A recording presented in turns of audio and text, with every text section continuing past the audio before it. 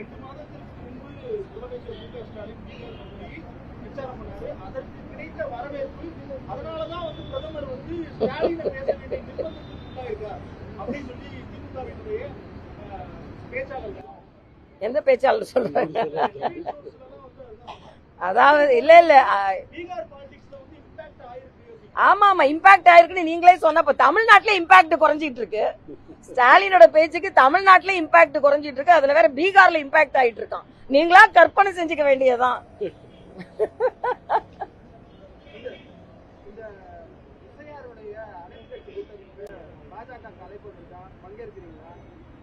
அது என்ன சொல்லிருக்கேன் அதாவது இன்னும் எங்க கட்சியோட தலைவர் தான் முடிவு செய்யணும். ஆனா நாங்க அதற்கு எதிர்ப்பாக அந்த கூட்டம் நடத்தினால் அதை நாங்கள் எதிர்ப்போம்.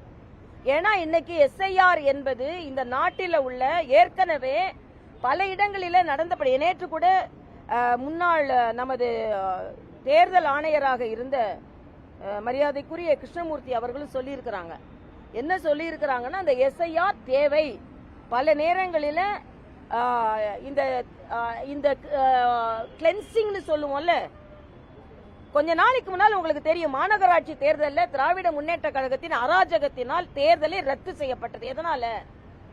அதே மாதிரி 1967 இருந்து நான் சின்ன பிள்ளையார்ல இருந்து அரசியல் குடும்பத்தில் சேர்ந்ததுனால ஒரு பிரேச நான் அடிக்கடி கேள்விப்படுவது உண்டு. தமிழ்நாட்டில் இறந்தவங்கெல்லாம் எங்கேயாவது அவங்கள சந்திக்கணும்னா திராவிட முன்னேற்ற கழகம் ஒரு லிஸ்ட் வச்சிருப்பாங்க. அந்த வாக்காளர் லிஸ்ட்ல போனீங்கன்னா அவங்க இருப்பாங்க அப்படின்றதான். ஏன் பதற்றம் கேட்கிற ஸ்டாலினுக்கு? ஏன் பதற்றம்? சரியான முறைப்படி தேர்தல் பட்டியல் தயாரிக்கப்பட இருக்கிறது. ஏன் உங்களுக்கு பதற்றம்? அந்த பதற்றத்துல நீங்க என்ன செய்ய போறீங்க? ஒண்ணு பிரச்சனை இல்லைன்னா நீங்க பாட்டுக்கு விட வேண்டியதானே. தேர்தல் ஆணையத்தை சார்ந்த அதிகாரிகள் 3 முறை வரப்போகிறார்கள். உங்களுக்கு அப்செக்ஷன் இருந்தா சொல்லுங்க. அதே மாதிரி பட்டியல் வந்த உடனே அந்த பட்டியல்ல உங்களுக்கு நான் கேட்கிறேன், பீகார்ல 65 லட்சம் பேரை நீக்கிட்டாங்க, பெண்கள் எல்லாம் நீக்கிட்டாங்க, சிறுபான்மையினர் எல்லாம் நீக்கிட்டாங்க. அந்த 35 லட்சம் பேர் ரோடுக்கு வரமாட்டாங்களா? ரோட்டுக்கு என் ஓட்டு எங்கன்னு கேட்க மாட்டாங்களா? சொர்க்கத்துல தான் போய் கேட்கணும். அதனாலதான் இவங்க சொல்றாங்க மன்மோகன் சிங் ஆட்சி காலத்துல எஸ்ஐஆர் நடந்தது, நேரு காலத்துல எஸ்ஐஆர் நடந்தது, 10 ஆண்டுகளுக்கு ஒரு முறை எஸ்ஐஆர் நடந்தது. இல்ல முதலமைச்சர் சொல்றாரு தேர்தல் வரும்போது என்ன அவசரமா? தேர்தல் வரும்போது தாங்க அவசரம். நான் போட்டி போட்ட தென் சென்னையில 20,000 ஓட்டு டி நகர்ல காணோங்க. எங்களுக்கு ஓட்டு போட்டு எங்க கவுன்சிலருக்கு ஓட்டு போட்டாங்கன்ற காரணத்துக்காக காணோம். என்னொன்னு, உங்க அதிகாரிகள் தானே இங்க வெரிஃபை பண்ண போறாங்க, அதிகாரி தானே பண்ண போறாங்க. இல்ல என்ன பதற்றம்னு கேக்குறேன். அதாவது என்னொன்னு, நான் முதலமைச்சரை வன்மையா கண்டிக்கிறேன். இது வாக்கு சீட்டு சீர்திருத்தம்ன்ற பேரை வாக்கு பறிப்பு பறிப்பு பறிப்புன்றாரு. உங்களோட வாக்குகள் பொய் வாக்குகள் வேணா பறிக்கப்படலாம், மெய் வாக்குகள் அங்கேதான் இருக்கும். அதனால பதற்றப்பட வேண்டாம் முதலமைச்சர் அவர்களே. எல்லாம் நாட்டில் நேர்மையா நடந்து கொண்டு இருக்கிறது. நீங்க தான் இன்னைக்கு பாத்தீங்கன்னா, இன்னைக்கு இன்னும் சொல்ல போனா முதலமைச்சர் இந்த அமைச்சரவை தார்மீகமா அரசாள்வதற்கு எந்த தார்மீக உரிமையும் கிடையாது.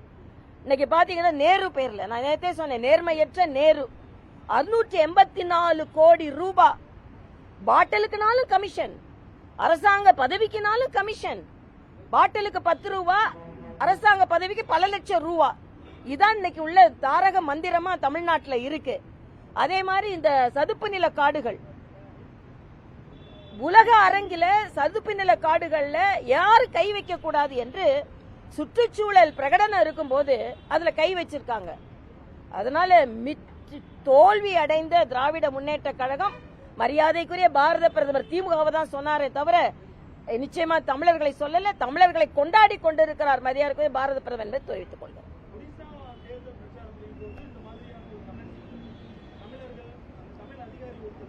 அவர் தமிழர்களை சொல்லவே இல்லை. அங்க உள்ள அதிகாரி தப்பு பண்ணாரு, அவரை சொன்னாரு. ஆக எங்கேயுமே அவர் தமிழர்களை சொல்லல. தமிழர்கள் மீது மரியாதை வைத்திருப்பவர் நமது பாரத. நான் கேட்கிறேன், செங்கோல் யாரு மதிக்கிறது? எந்த நாட்டில் இருக்குது? வேற எந்த மாநிலத்திலயும் செங்கோல் கிடையாது. தமிழ்நாட்டில் உள்ள செங்கோல புதிய பாராளுமன்றத்தில் கொண்டு வச்சாரா இல்லையா? அதே மாதிரி தமிழர்களுக்கு பாதுகாப்புன்னு சொல்லிட்டு தான் இலங்கைக்கு போய் ராமேஸ்வரனுக்கு வந்தாரு. அன்னைக்கு நீங்க வரவேற்றீங்களா இல்லையா? வரவேற்கல. அதனால இனிமே உங்க அரசியல் வேற்றுமை அரசியல் எடுபடாது ஸ்டாலின் அவர்களே. மரியாதைக்குரிய பாரத பிரதமரை தமிழக மக்கள் நன்றாக புரிந்து வைத்திருக்கிறார்கள் என்று தெரிவித்துக் கொள்கிறேன். நன்றி தம்பிங்களா.